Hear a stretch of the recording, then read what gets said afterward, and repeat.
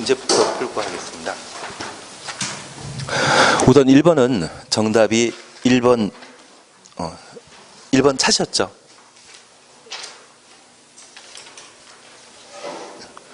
1번 바르지 못한 건 차트로 되어 있는데 1번 발코니는 건축물 외벽에 접하여 부가적으로 설치하는 공간을 말한다. 1번 맞습니다. 그리고 2번입니다. 주요 구조부는 내력벽, 기둥, 바닥, 보호, 지붕틀, 주계단 말한다. 맞습니다. 다만 최하층 바닥이라는 말 쓰게 되면 주요 구조부에서 제외시킨다라는 것 확인하십니다. 그리고 지하층과 관련되어서는 지표면 이하라는 말과 층 높이의 2분의 1 이하라는 말을 봐주셔야 됩니다. 그리고 4번 리모델링은 작년에 개정된 사항으로 꼭 한번 살펴놓으시는데 개축이 추가되었다는 것을 파악하십니다. 주택법상 리모델링은 개축 빠집니다. 대두선 증축형입니다. 그리고 5번 치사 생각하지 마시고 세상 원래 험악합니다. 초고층 건축물은 층수가 50층 이상이거나 이고가 아니라 이거나 높이가 100m 이상. 그래서 답을 5번으로. 너무 치사하다 생각하지 마십시오. 예, 답을 5번으로. 이고가 아니라 이거나 50층 이상. 이고가 아니라 이거나. 그래서 층수 또는 높이 둘 중에 한 개 요건만 갖추면 초고층 건축물이기 때문에 5번 틀린 겁니다. 그리고 2번입니다. 용어에 관한 설명을 틀린 것 찾도록 되어 있습니다. 1번 내력벽과 관련된 사항으로 특별히 내력벽 투선 시에는 30 이상이었을 때 대투선이고 30 미만은 대투선에 포함되지 않는다. 1번 맞습니다. 2번입니다. 개축 이야기 나오면 항상 멸실이 아니라 철거 나와줘야 됩니다. 멸실은 재축과 연결되는 것으로 파악해 놓습니다. 그리고 3번 설계도서에 대한 기본적인 설명이고 4번은 막다른 도로 그리고 5번 고층 건축물은 층수가 30층 이상이거나 높이가 120m 이상. 얘는 맞죠. 그래서 2번은 답을 2번에 넣습니다. 그리고 3번입니다. 시군구청장에 신고하고 축조할 공작물에는 이옹담, 사광, 팔고, 오태. 그 말 기억나시면 답은? 고가 수준은 팔고지 않습니까? 팔고. 우리는 팔고는 기억하는데 그 고자가 고가 수조인지 고물상인지 그런 거 잘 모릅니다. 얘는 8m 초과, 그래서 8m 초과는 고가 수조일 때 신고 대상이 되는 것이고 7m짜리 고가 수조는 신고 대상 아닙니다. 그래서 답은 4번입니다. 이옹담. 그게 담이 뭔지 잘 모르면 서로. 그래서 높이 3m 담장은 이옹담에 해당되는 것으로서 2m 초과는 옹벽 담장에 해당되는 것으로 신고 대상이 되게 됩니다. 그리고 4번입니다. 건축의 면적, 층수 등의 산정 방법에 관한 설명으로 틀린 것 찾도록 되어 있는데 답은 5번입니다.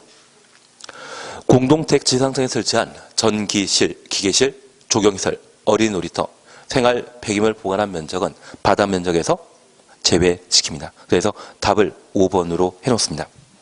그리고 2번 보시게 되면 층고가 2m인 다락은 바닥 면적에 산입된다. 그냥 층고가 1.5m 이하의 다락은 바닥 면적에서 제외시키고 경사진 지붕의 다락은 층고가 1.8m 이하인데 바닥 면적에서 제외시킨다라는 것 기억해 놓습니다. 그래서 2번 옳은 지문입니다. 그리고 3번입니다. 용적률 산정할 때 가로 해놓습니다. 초고층 건축물의 피난 안전구역 면적은 연면적에 포함되지 아니한다. 맞습니다. 그러면 용적률 산정 시에 연면적에 제외시키는 것은 지하층, 부속용도의 지상 주차장, 초고층 건축물과 준초고층 건축물의 피난 안전구역, 그리고 경사 지붕 아래 대표 공간, 이러한 네 가지가 용적률 산정 시에 연면적에서 제외시켰죠. 그래서 꼭 3과 관련된 내용은 정리해 놓으셔야 됩니다. 그리고 5번입니다. 아마 올해 시험에 내게 되면 이 패턴을 내게 할 겁니다. 다음 중 건축 면적에서 제외되는 것이다. 잘못된 거 찾도록 되어 있는데 답은 5번입니다. 건축물 노대입니다. 노대는 바닥 면적과 관계된 사항으로 기억하시고 지금 나와 있는 1, 2, 3, 4 네 가지 자주 눈에 봐주셔야 됩니다. 우리가 평상시에 공부 안 했지만 얘는 건축 면적에 제외 된다. 그리고 하나만 더 추가합니다. 사람이 만든 건축물로서 그 높이가 1m 이하라면 1m 이하라고 하면 그러한 건축물은 작은 것이기 때문에 건축 면적에서 제외시킵니다. 그래서 높이 얼마? 1m 이하는 건축 면적에서 제외시킨다. 그러면 여기 건축물 노대는 바닥 면적과 관계된 사항인데 우리 진로라고 하는 소주 이름 들어본 적 있습니다. 로자는 이슬 노자입니다. 그리고 대자는 청와대라고 하는 건물 들어본 적 있으시죠? 그래서 건축물 중에 이슬에 젖는 부분을 노대라 표현하고 이 노대 한자 표현을 달리하면 얘가 베란다, 발코니가 되게 됩니다. 여기 베란다, 발코니는 사방 모두 벽으로 둘러싸인 곳이 아닙니다. 그래서 이슬에 쉽게 젖는 건물 부분으로서 걔를 뭐라 한다? 노대. 그러면 이 노대는 노대 자체 면적에서 노대가 접해 있는 가장 긴 외벽에 접한 길에 1.5m를 곱한 값을 뺀 남는 면적만 바닥 면적에 산입하도록 되어 있습니다. 그래서 앞으로 노대란 말 보게 되면 무엇과 관계된 제도이다? 바닥 면적과 관계된 사항으로 건축 면적에서 배제시키는 것 아닙니다. 예, 공식 본 적 있습니다. 그래서 앞으로 노대는 바닥 면적과 관계된 사항으로 건축 면적에 대한 예외 규정이 못 된다. 그렇게 파악하시고 지금 나와 있는 1번부터 4번 지문하고 높이 1m 이하는 건축 면적에서 제외시킨다. 그렇게만 구분해 놓습니다. 그리고 6번입니다. 답은 몇 번이겠습니까? 답은 5번. 모르면 5번이죠. 그런데 우리 잠깐 이걸 하나 봐주십니다.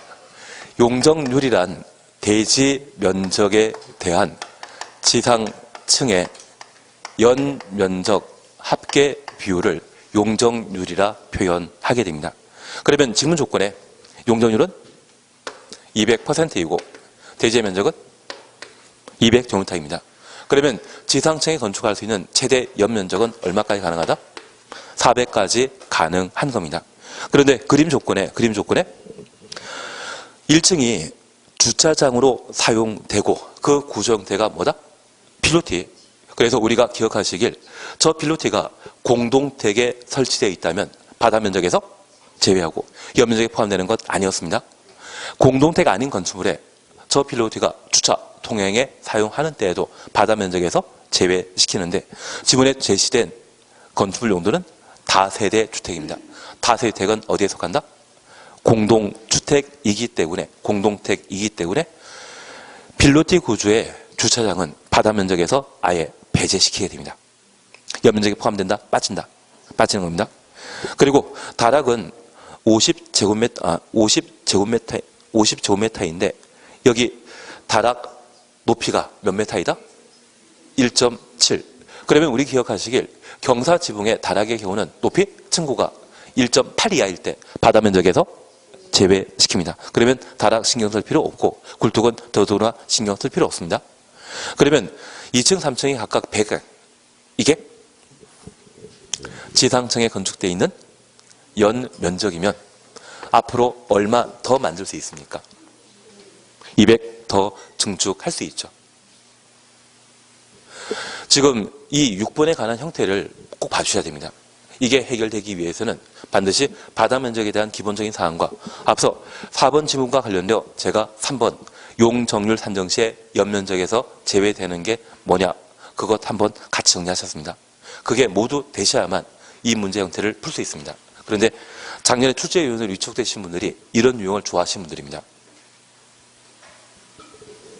그래서 아무 생각 말고 얘를 잘 하자. 그게 결론입니다. 그리고 7번입니다. 건축물 대수선에 해당되지 않는 것 찾도록 되어 있습니다. 우리 약속했습니다. 대수선은 벽삼, 계단, 미관이죠. 그리고 4번 보게 되면 건축물 내부에 사용하는 마감 재료를 증설, 해체하는 것. 외벽에 마감 재료이지 내부의 마감 재료 이런 말 본 적 없습니다. 얘는 대수선에 포함되지 않는다는 것 정도만 확인하십니다. 그리고 8번 용도 변경에 관한 설명으로 틀린 것 찾도록 되어 있습니다. 답은 5번입니다. 여기 용도 변경과 관련된 시험 문제에서는 항상 자산 전문 용도,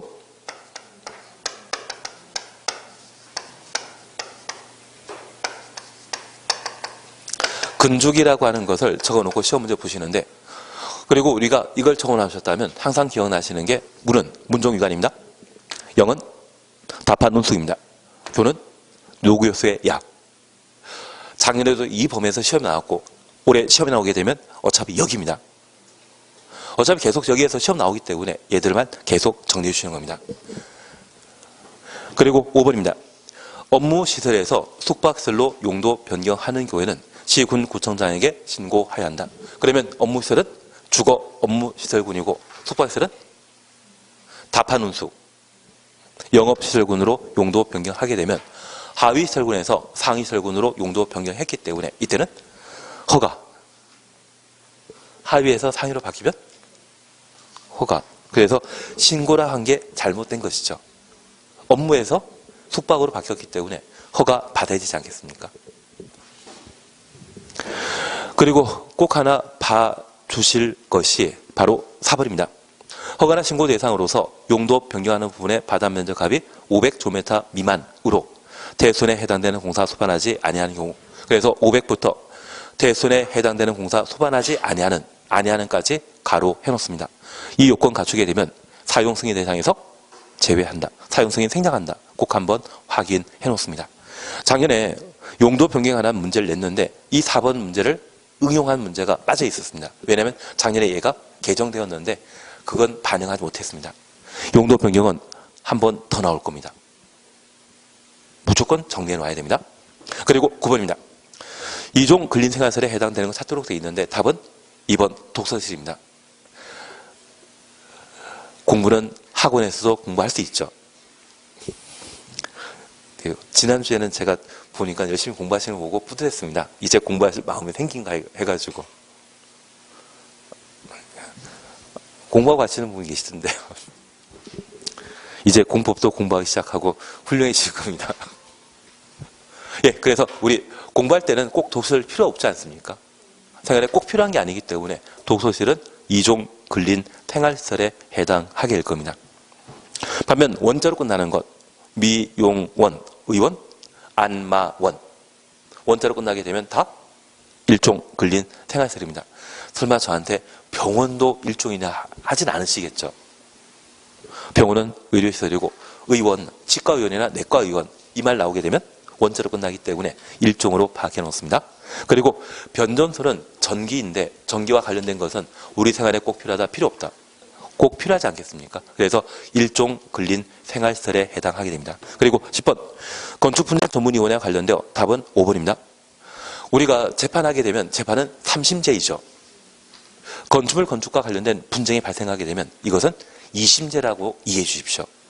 첫 번째 분쟁 해결하는 것을 조정이라 하고 두 번째 분쟁 해결하는 것을 재정이라 표현하는데 조정 기간은 조정 신청 받은 날부터 60일, 재정 신청 받은 날부터 120일 내 절차 완료하도록 되어 있습니다. 그래서 답을 5번으로 해놓습니다.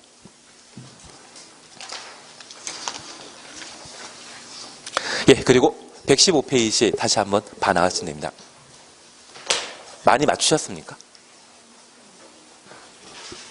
저한테 물어보시면 제가 잘 알겠습니다. 저보다 더, 예. 원자로 끝나니까. 안마 시술소는 2종 근린 생활시설이고, 안마 원이면 1종 근린 생활시설입니다. 나중에 안마원과 안마시설 갔다 오셔가지고 저한테 꼭 이야기해 주십시오. 근데 이번에 맹인분들이 헌법재판소 앞에서 그 안마와 관련된 지금 데모하고 계시거든요. 그분들이 일하는 곳이 일종 근린 생활시설이고 그분들 하시는 이야기가 태국 마사지 때문에 좀 힘들다고 규제를 좀 강화시키려고 지금 데모하고 계십니다. 그 태국 마사지가 안마 시술소. 저 둘 다 안 가봐가지고 나중에 갔다 오시면 꼭 한번 이야기해 주십시오. 뭐가 틀리는지. 예, 우리 115페이지에 2번 방화 기준이란 말 보셨습니다. 우리가 건축물과 관련된 구조, 설비에 관한 사항들을 함께 살펴보고 있습니다. 여기 구조, 설비와 관련되어서는 안전에 관한 기준을 각각 다루게 되는데, 특별히 구조 안전 대상 그리고 화재와 관련되어 큰 인명피해가 발생하고 있습니다. 그래서 소방에 관한 안전 기준도 건축법에 적용하게 됩니다. 다만 이 소방과 관련되어 우리가 기억해 주실 것이 있습니다. 앞으로 소방과 관련된 건축물은 11층 이상이거나 불천이라고 기억해 놓습니다. 불화자가 아니라 불천.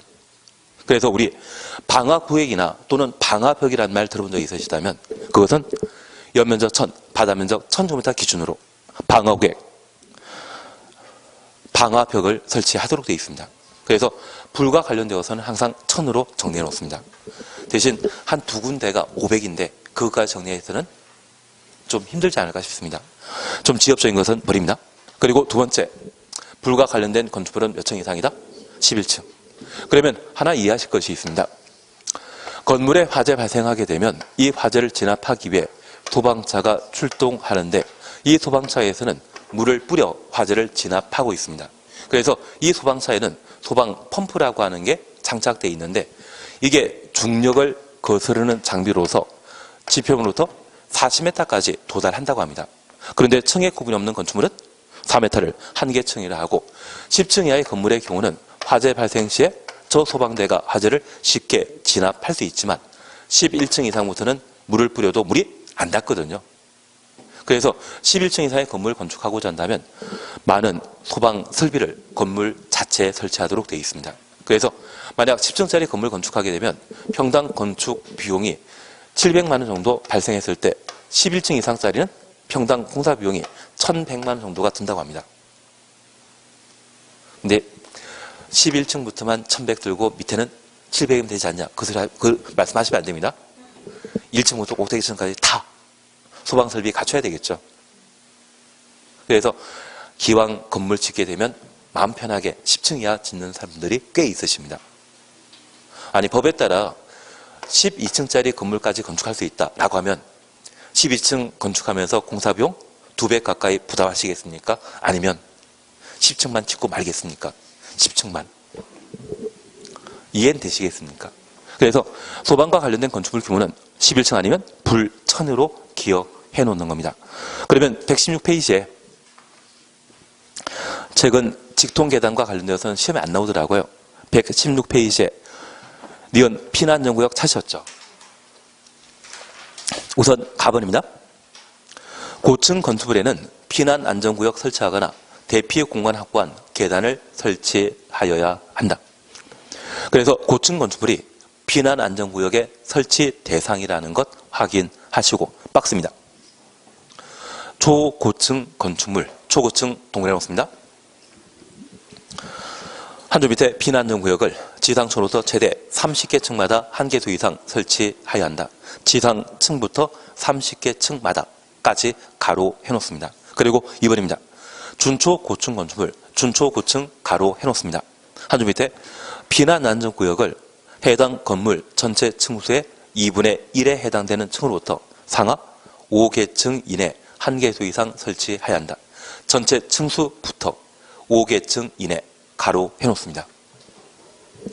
그러면 소방과 관련된 규정 중에 피난안전구역의 설치 대상은 고층 건축물이고 그 설치 기준으로서 초고층 건축물의 경우는 지상층으로부터 최대 30개 층마다. 그런데 이 제도 만들어졌을 때 서울의 가장 높은 건물이 63빌딩이었거든요. 그러면 63빌딩은 지하 3개층, 지상 60층입니다. 그래서 저 63빌딩 보고 피난안전구역 설치 기준을 정하게 되었는데 지상층으로부터 최대 30개 층마다 1개소 이상, 31층부터 60층까지 하나 이상. 그래서 앞으로 초고층 건축물과 관련된 피난안전구역은 뭘 생각한다? 63빌딩. 63빌딩이 지상 60층이라면 그 절반 30개 층이라는 말 연결시켜 주셔야 됩니다. 그리고 두 번째입니다. 만약 준초고층 건축물이라면 건물 층수가 아마 4층 될 겁니다. 그러면 그 절반에 해당되는 20층으로부터 위, 아래 각각 5개층. 그래서 15층부터 25층 사이에 피난 안전구역을 1개 이상 설치하는 것이 준, 초, 고층 건설의 설치 기준입니다. 구분되시겠습니까? 그래서 최소한 우리가 기억하실 게 지상층부터 최대 30개 층이라는 말 보게 되면 얘는 63빌딩과 관계된 규정이다. 그래서 63빌딩 절반 자르면 30층. 그렇게만 각각 살펴놓습니다. 그리고 이렇게 확보된 피난 안전구역은 분양하는 공간이 아니기 때문에 용적률 산정 시에 연면적에서 제외시켰습니다. 그리고 납은 헬리포트라는 말 사셨죠?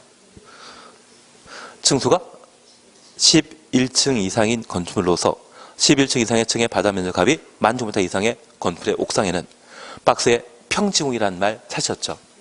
평지붕의 경우는 헬리포트를 설치하거나 헬리콥터를 통한 인명 구조할 수 있는 공간을 설치하도록 되어 있습니다. 그래서 소방헬기와 관련된 사항이지만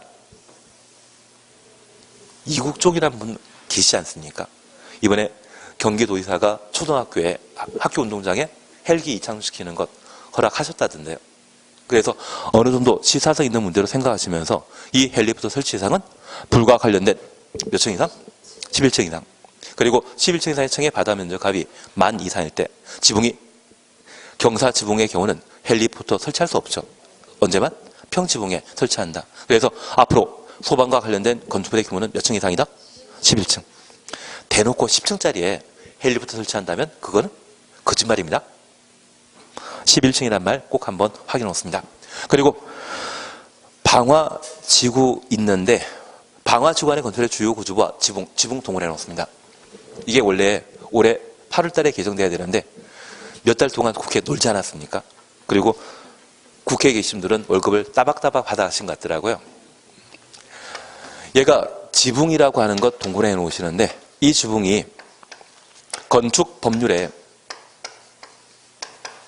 개정 예정된 것으로 올 8월 달에 개정되기로 했는데 국회가 놀고 있다 보니 통과를 못 시켰습니다. 그래서 2020년 8월 달에 개정된다더라고요.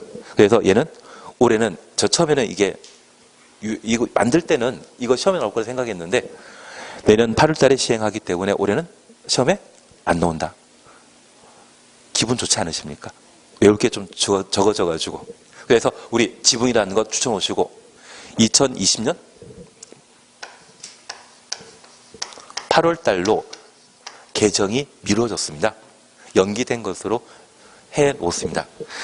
덕분에 올해 저도 이야기 드릴 게 필요 없어진 것 같습니다. 그래서 내화 구조, 불연 재료와 관련된 방화지구 얘는 건너뛰십니다. 대신 미음, 대피, 공간 사셨죠? 얘를 보셔야 됩니다.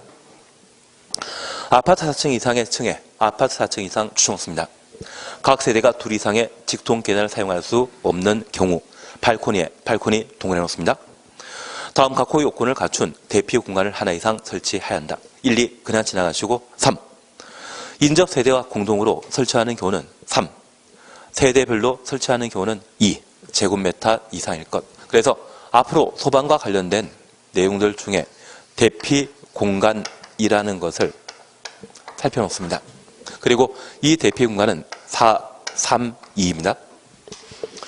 그러면 우리가 알고 있는 아파트는 복도식 아파트와 계단식 아파트가 있는데 복도식이라고 하면 층과 층을 이용하는 계단이 2개 이상 만들어져 있습니다. 그런데 아파트 형태가 계단식이라고 하면 1개 계단 만들어 놨을 때 그 계단 라인을 기준으로 양쪽에 세대 배치하고 있습니다. 그런데 아래층에 화재가 발생해서 이 계단에 불이 난 상태라고 하면 상층에 거주하는 분들은 건물 밖으로 탈출하기 곤란하죠. 그럴 때 대처하기 위한 대피 공간을 정해 놓게 된 겁니다. 그러면 이 단면도를 살펴보게 되면 2세대가 1개 계단을 사용하게 된다면 2세대가 1개 계단 사용하게 된다면 이 계단 반대쪽에 보통 발코니라는 것을 조성하게 됩니다. 그리고 이 계단 쪽으로 탈출하기 곤란하다면 일단 발코니로 몸을 피신할 수 있죠. 만약 1층에 배정된 아파트라고 하면 창문 열고 그냥 나가시면 됩니다. 그리고 2층에 계신 분이라면 비주택의 층고는 4m인데 주택의 층고는 보통 3m입니다. 3m에서 뛰어내리면 불안하다, 자신감 있게 뛰어낼 수 있지 않습니까? 그리고 아파트 3층이라고 하면 그때는 6m 높이에서 뛰어내릴 상황입니다. 다리는 부러질 수 있지만 전혀 생명에는 지장 없으시거든요. 대신 아파트가 4층이라고 하면 그때는 좀 불안한 점이 있습니다. 그래서 우리 432란 말 기억하시면서 4층 이상의 아파트에는 그냥 뛰어내리기 좀 불안하니까 이 발코니 쪽에 대피 공간 설치하는데, 만약 이런 위치에 대피 공간 설치하게 되면 이분은 이 대피 공간 열고, 이 세대 문 열고, 이쪽에 출입문이 있거든요. 열고 계단 이용하면 무사히 건물 밖으로 나오실 수 있죠. 그래서 두 세대 한 개 사용하면 3. 대신 이쪽 끝에 계신 분은 좀 애매하지 않습니까? 그런 데는 독립해 사용할 때는 얼마? 2. 그래서 앞으로 대피 공간 관리되어서는 4, 3, 2입니다. 아파트 중에 몇 층 이상에 설치한다? 4층 이상에 설치한다. 그렇게만 하나 확인하십니다. 옥상 광장과 관련되어서는 그냥 지나가시는데 그냥 재미로 하나 부탁드릴 게 있습니다. 맨 마지막 줄에 문화집회시설과 관련되어 전시장, 동물원, 식물원 포함한다, 제한한다? 제한한다. 그래서 우리 옥상 광장이라는 것은 이렇게 이해하십시오. 5층 이상의 건축물이라면 5층 이상만 되는 것이 아니라 15층 되거든요. 그런데 15층의 건물에 한 5층, 7층쯤에 화재 발생했다고 하면 정상적인 엘리베이터나 또는 계단으로 건물 밖으로 탈출하지 못하는 경우가 있습니다. 그러면 옥상에 사람들이 올라가서 구해달라고 소리칠 수 있거든요. 그런 공간을 마련하라고 해서 설치한 것이 옥상 광장이 되게 됩니다. 그러면 이 옥상 광장에는 사람이 늘상 출입할 수 있어야 된다? 문 잠궈놔야 된다? 출입할 수 있어야 됩니다. 그래서 만약 옥상에 출입할 수 있는 통로를, 문을 폐쇄해버렸다고 하면 바로 소방서에 신고하시면 포상금 준다고 합니다. 근데 제가 아직 얼마 받아본 적이 없어가지고 제가 얼마 받는지는 잘 모르겠습니다. 대신 나중에 옥상에 문이 잠겨져 있는데 건물주와 내가 한번 쌓았다 그러시면 바로 소방서 쫓아가시는 겁니다. 괜한 이야기를 드렸나 봅니다. 그런데 이 옥상 광장 만들어놨는데 동물원, 식물원의 동물들이 옥상 광장으로 대피한다? 그냥 막 도망간다. 그래서 동물원, 식물원에는 이런 옥상 광장, 소방과 관련된 엄격한 기준을 정할 필요 없는 겁니다. 취지는 이해하시겠습니까? 그냥 취지만 이해하고 마십니다. 앞으로 우리가 약속하실 것은 오지선다 건축법에 동물원이나 식물원이나 학교가 있으면 아무 생각 말고 찍자. 그게 결론입니다. 그리고 다음 페이지에 소음 방지 찾았습니다. 경계벽과 관련되어서는 27회 때 시험에 냈거든요. 이번에 시험 보는 게 몇 회이십니까? 30회면 이제는 층간 바닥도 신경 쓸만 하시죠. 그래서 여기 소음 방지와 관련되어서는 앞에 크게 딱 한 글자를 적어 놓습니다. 잠. 잠자는 용도일 때는 조용해야 되지 않겠습니까? 그래서 조용하게 잠잘 수 있도록 소음 방지를 위한 경계벽과 소음 방지를 위한 바닥을 설치하도록 되어 있습니다. 우선 1번입니다. 단독택 중에 다가구택, 그리고 공동주택, 그리고 2번 보게 되면 공동택 중에 기숙사. 얘들은 소음 방지를 위한 경계벽 설치 대상입니다. 그러면 우리가 잠깐 이해하실 것은 현재 광해 단독택에는 협의 단독택과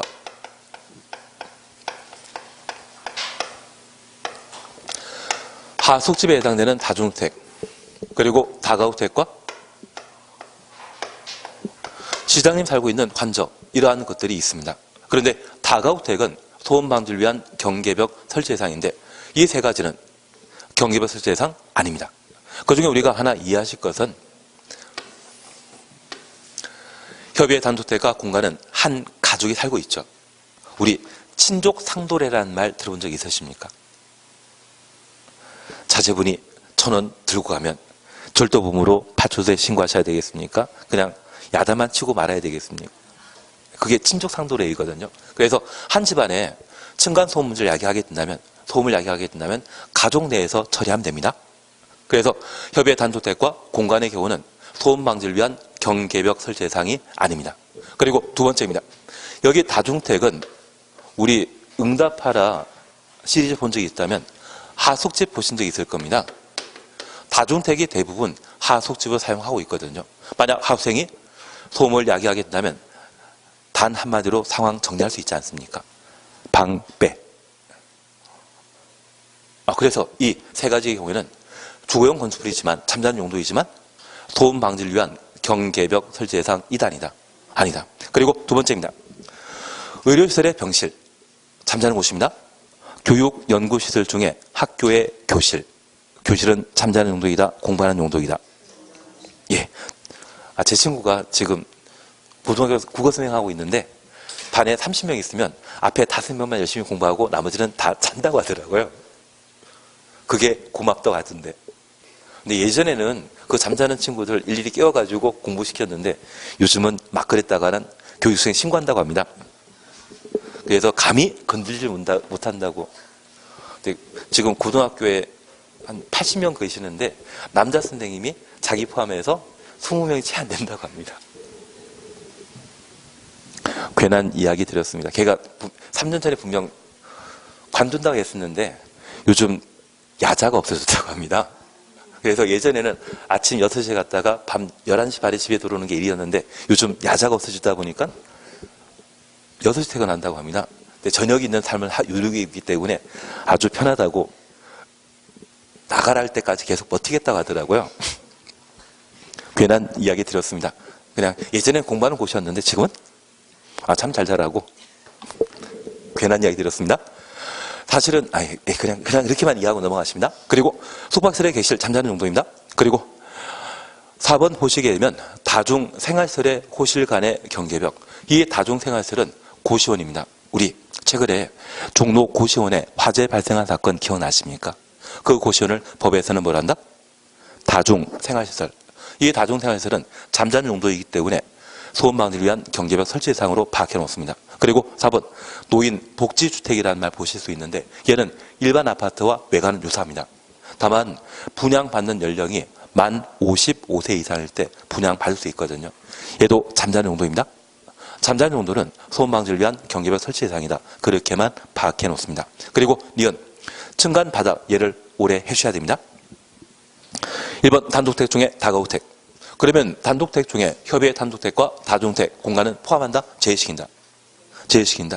앞서 제가 한번 이야기 드린 게 있습니다. 방패. 그거면 상황 종료할 수 있죠. 그리고 공동택, 그리고 오피스텔. 최근 아파텔이라 해서 오피스텔을 주거용으로 잠자는 용도로 사용하는 경우가 있더라고요. 그리고 4번, 5번 다중생활시설인데 하나는 2종 근린 생활시설이고 하나는 숙박시설입니다. 그런데 우리 부동산 중개업소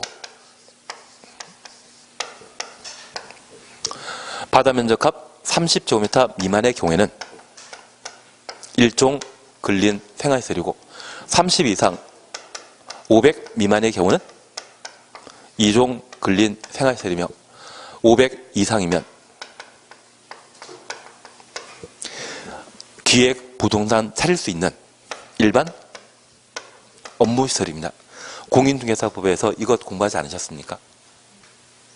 화요일날 수업 일지 보니까 농지법도 다 끝내셨던데요. 제가 할 일을 대신 다 해주셔가지고 저는 딱 한마디로 상황 정리할 수 있습니다. 두 문제 중에 아무 정답이 눈에 안 보이면 몇 번 찍어야 된다? 그냥 그러면 농지법 끝나지 않겠습니까? 중개사법 충분히 하셨던데 제가 할 일은 그렇게 하면 충분히 끝난 걸로 알고 있겠습니다. 그래서 우리 잠깐 이해하실 것은 그 중개사무실 크기에 따라 용도가 달라지게 됩니다. 30면 1종, 30 이상 500면은 2종 근린 행활시설이고 500 이상은 업무시설입니다. 그러면 고시원이나 분류는 다중 생활시설의 경우에도 그 바다 면적합이 500제곱미터 이상인 때는 숙박시설로 분류하게 됩니다. 그리고 500 미만인 때는 2종 근린 생활시설이 되게 됩니다.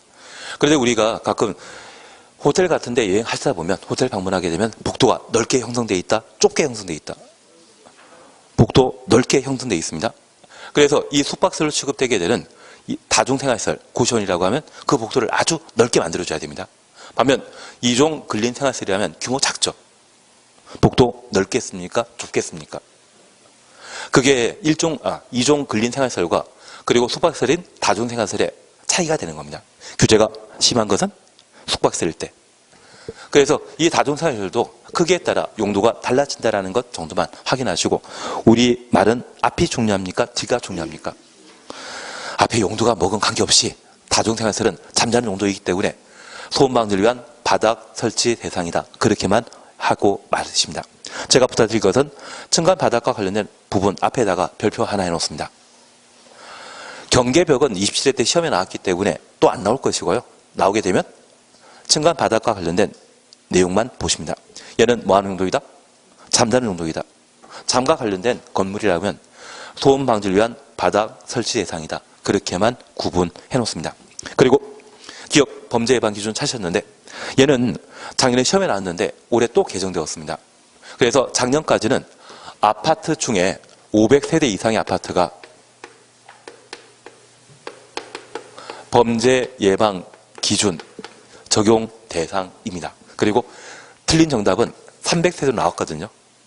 그래서 작년에 동영 모의고사 볼 때 저도 500 대신 300이라 틀린 문제 만든 적이 있거든요. 똑같이 나왔다고 몇 분은 이야기 하시더라고요. 그런데 그분도 틀리셨습니다. 봤는데도 불구하고 잘 모르겠습니다. 괜한 이야기 드렸습니다. 얘는 올해 시험에 나온다, 안 나온다? 안 나온다. 괜한 이야기 했나 봅니다. 다만 우리 하나 확인하실 것이 있습니다. 4번, 5번 보시게 되면 문화집회시설과 관련되어 동물원, 식물원은 포함한다, 제외한다? 제외한다. 설마 동물원에서 사자, 코끼리 훔쳐갈 사람은 안 계시겠죠.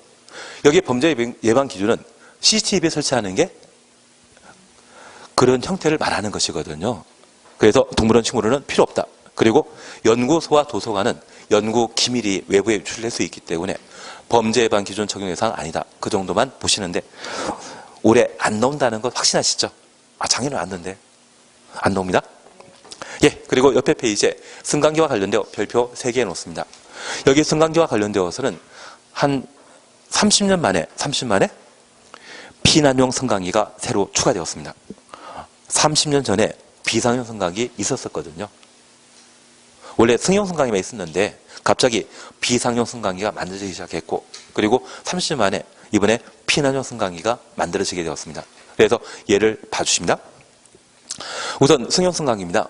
건축조는 6층 이상으로서 6층부터 가로 열어놓습니다. 연면적 2,000제곱미터 이상, 2,000 이상 가로 닫아놓습니다. 건축물 건축하려면 승강기 설치해야 한다. 다만 딱 6층 이상이 아니라 딱 6층입니다. 딱 6층인 건축물로서 각 층의 거실 바닥 면적 300제곱미터 이내마다 직통 계단을 1개소 이상 설치한 경우는 승용 승강기 설치 대상에서 제외한다. 단서에 대해서는 천천히 하시도록 하고, 우리가 지금 기억하실 것은 6층 이상이고 연면적 2층 이상일 때 승용 승강기 설치 대상이다. 그렇게 확인하십니다. 그리고 납은 비상용 승강기 사셨죠? 높이 31m 초가 가로 해놓습니다. 승용 승강기뿐만 아니라 비상용 승강기 추가로 설치할 것. 그리고 올해 시험 나올 게 피난용 승강기입니다. 고층 건축물 동그라미, 승용 승강기 동그라미, 한 대 이상을 피난용 승강기로 설치하여야 한다. 하나 이해하실 것이 있습니다. 여기 승강기와 관련되어 비상용 승강기와 피난용 승강기의 법적 지위가 같습니다. 그래서 비상용 없애버리고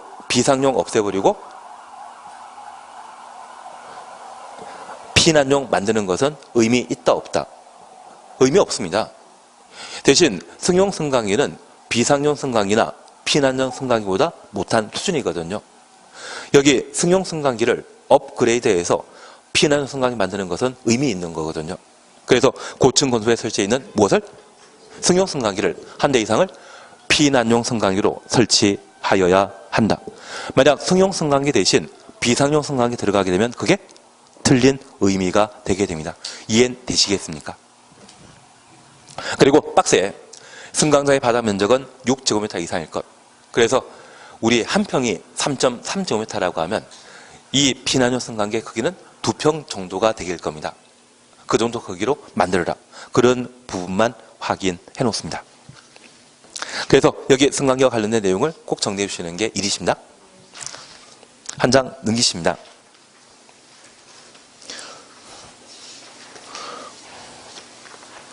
내장이 남아있는데 이 내장을 10분에 날아갈 수도 있지만 기본적인 학원은 하도록 하겠습니다. 그래서 하여튼 딱 2시에 끝내도록 하겠습니다. 2시에 끝내도록 하겠습니다.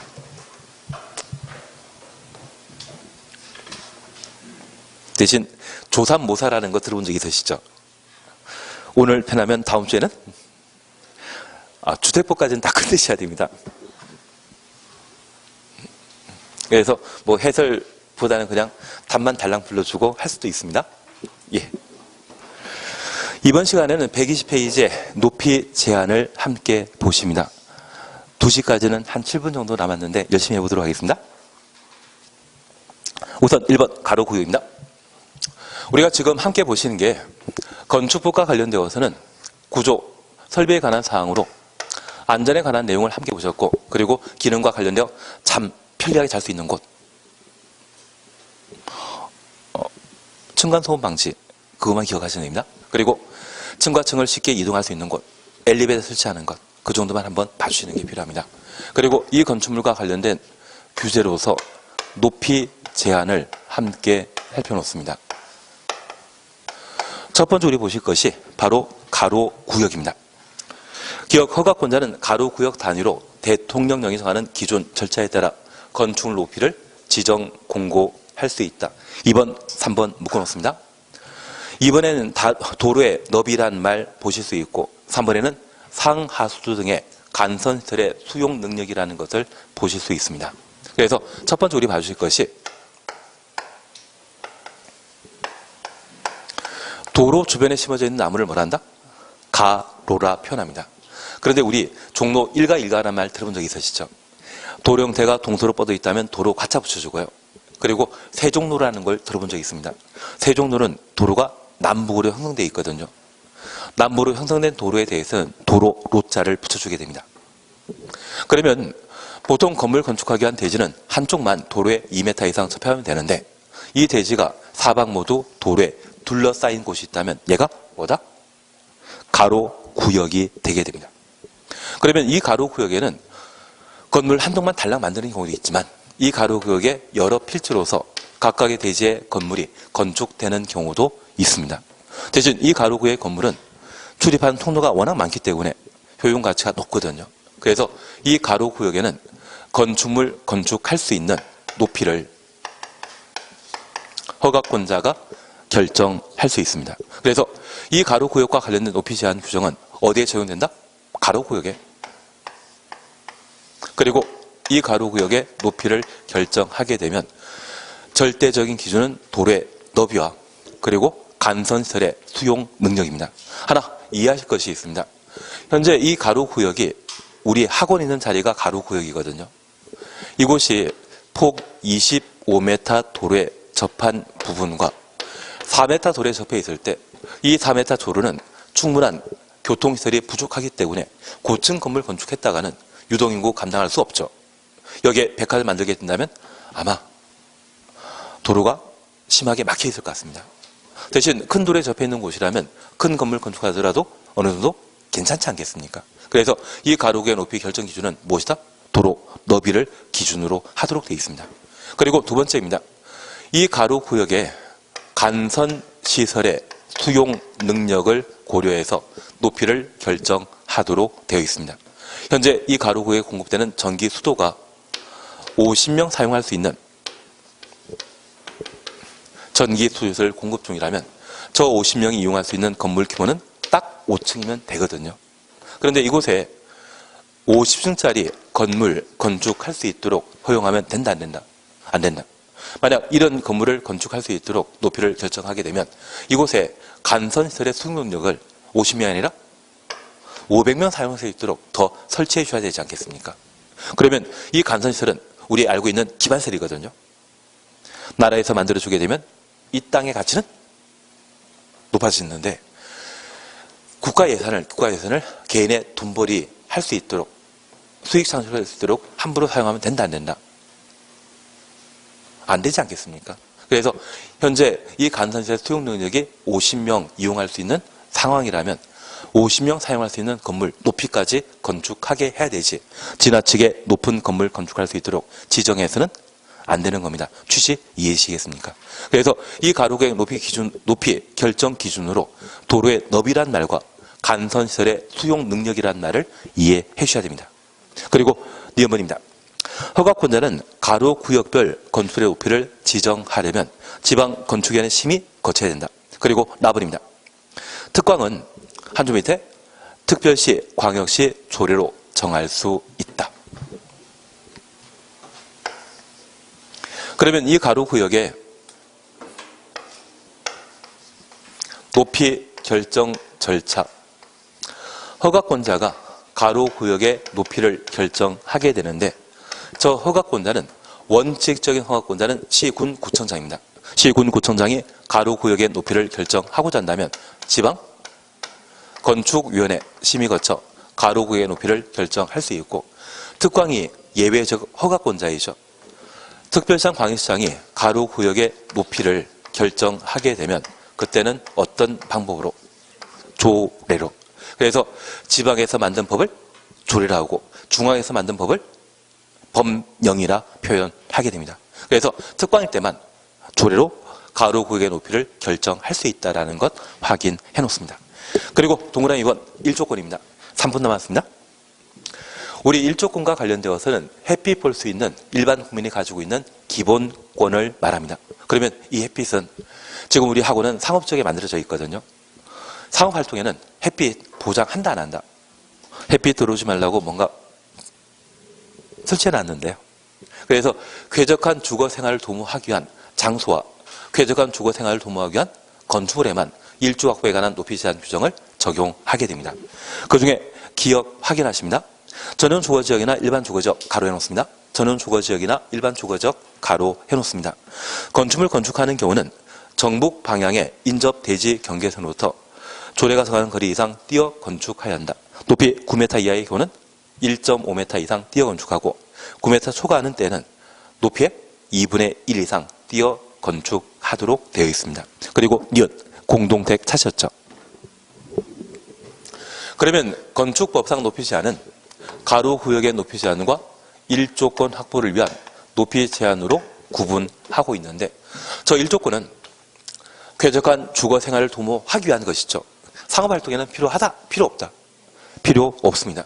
그러면 이 쾌적한 주거생활을 도모하기 위해 적용할 수 있는 장소는 전용 주거지역과 일반 주거지역만. 준주거지역은 적용한다 안 한다? 안 합니다. 준주거지역은 주거지역 앞에 준이란 말이 들어가게 되면 주거 기능이 강조된다? 부정된다? 부정됩니다. 그래서 준주거지역에 단독택지 있고 사시는 분이 계시면 지나치게 낭비가 심한 분이기 때문에 꼭 법원 갔다 오셔야 됩니다. 제가 알고 있는 준주거지역에는 오피스를 만들거나 또는 빌딩 만드는 분들이 대부분이십니다. 그래서 1조 확보와 관련된 높이 제한 규정을 정하는 장소는 어디만? 전용 주거지역, 일반 주거지역. 그리고 1조 확보와 관련된 높이 제한 규정을 적용하는 건축물은 오직 무엇만? 공동택만. 그런데 저 1조 확보와 관련된 높이 제한은 규제이죠.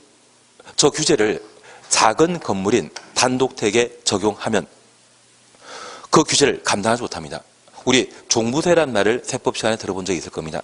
그 종부세는 서민에게 부과한다. 진짜 잘 사는 사람들에게 부과한다.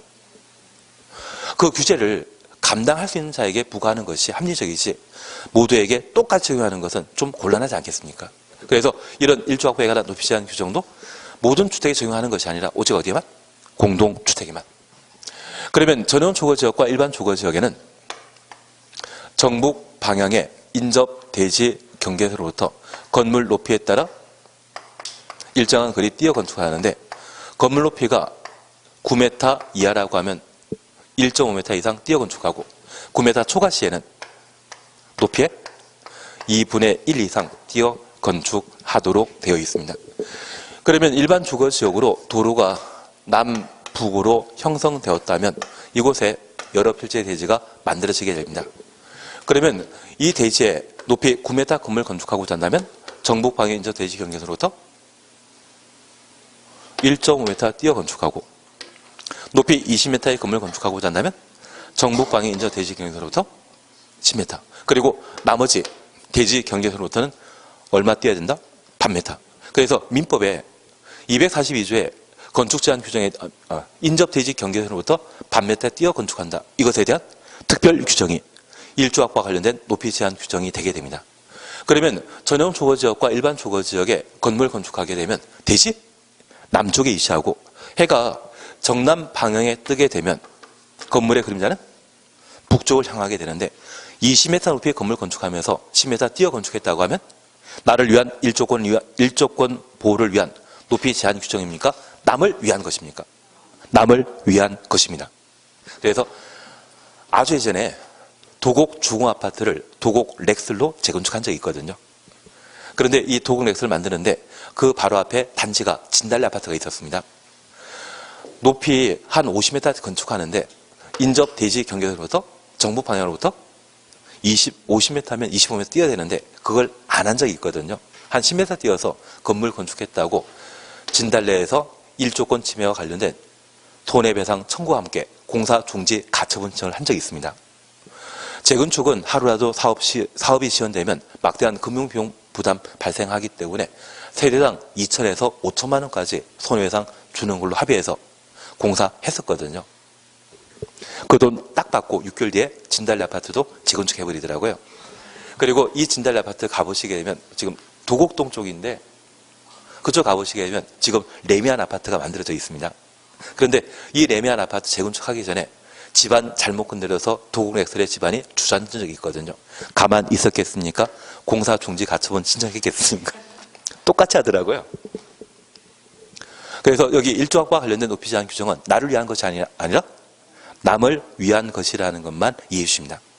그래서 여기 전용 주거지역과 일반 주거지역에는 어떤 건물 건축하고 관계없이 남을 위해서 일조학부에 관한 높이 제한 규정을 적용하게 됩니다. 그리고 공동택 타셨죠? 잠깐 예만 확인하십니다. 일반 상업지역과 중심 상업지역에 건축하는 것을 제외한다. 예를 추놓습니다. 일반 상업지역과 중심 상업지역에 건축하는 것을 제외한다. 제외한 공동택은 채광 확보를 위해 대통령령이 정하는 높이 이하로 하여야 한다. 그러면 얘만 잠깐 이해하십니다. 가끔 아파트 단지가 연속해 붙어 있는 도로변에 땅을 볼 수 있습니다. 그래서 여기가 1단지고 여기가 2단지. 그러면 1단지에 아파트 만들게 되면 동과 동 사이를 일정한 가력, 간격 띄어 건축하거든요. 해가 정남 방에 뜨게 되면 앞동 그림자가 길게 형성되게 되면 일조권 침해될 수 있지 않습니까? 그러면 이러한 곳에 30평대 아파트가 만들어지게 되면 대지 지분은 10평 정도이거든요. 그런데 우리가 알고 있는 중심 상업지역과 일반 상업지역, 특히 화장품 가게가 만들어져 있는 명동은 땅 한 평의 거래 가격이 저번에 12억이라 안 그랬습니까? 그것도 3년 전에. 예, 그냥 넘어가고 우리 1억이라 하겠습니다. 대신 저 30평짜리 아파트 만들어지는데 지분이 10평인데 평당 가격이 1억이면 땅값만 10억. 분양 가격이 지나치게 높지 않겠습니까? 그래서 이 중심상업지역과 일반 상업지역에는 아파트의 분양 가격 낮출 목적으로 동과 동 사이의 거리 띄울 필요 없이 그냥 붙여 건축하는 것도 허용합니다. 대신 이렇게 만들게 되면 대지 지분은 10평이 아니라 5평, 4평으로도 아파트 만들 수 있거든요. 그래서 예전에 아파트 만들게 되면 판상형이라 해서 한 동 길게 정남 방향으로 다 바라보는 형태이지 않았습니까? 요즘 아파트 만들게 되면 타워형이라 해서 이렇게 배치하던데요. 그러면 동과 동 사이의 간격은 그만큼 좁아지더라도 30평대 아파트는 계속 유지할 수 있지 않습니까? 그런 형태에 만들어지는 것이 바로 여기 특징입니다. 다만 우리가 하나 기억하실 것은 공동택은 분명 일조학부에 관한 높이 제한 규정 적용하지만 이 공동택이 어디에 만들어지면 중심 상업지역과 일반 상업지역에 건축되는 경우에는 1조 확보와 관련된 높이 제한 규정을 적용한다, 배제한다. 그래서 만약 시험에 일반 상업지역의 공동주택은 대통령령이 정하는 높이 이하로 해야 한다? 그 말 나오면 틀립니다. 공동택 앞에 중심상업지역과 일반 상업지역 나오면 무조건 틀리다. 그렇게만 하나 확인하십니다. 그리고 오늘 여기까지 하시면 되는데, 하여튼 오늘도 제가 거짓말했습니다. 2시에 끝낸다고 했는데 2시 5분이 훌쩍 넘었습니다. 수고하셨습니다.